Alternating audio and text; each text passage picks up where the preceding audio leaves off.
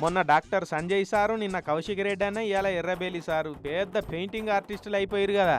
దయన్న sir చూడురి పొందుగా paint డబ్బా మీద ఎట్లా కూస్తున్నాడు. ఎండదలగకుండా నెత్తి మీద గులాబీ కండదనే తీసి రూమాలు చుట్టిండు పో.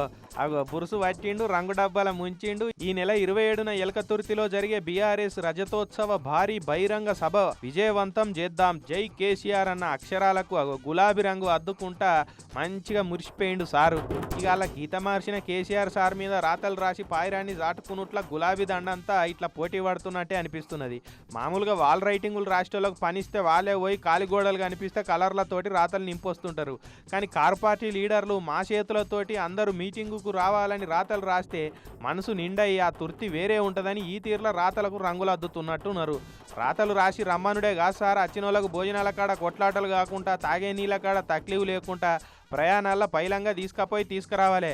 మీరు చేస్తారు కానీ ఇంకా జర మంచిగా చూసుకోవాలని.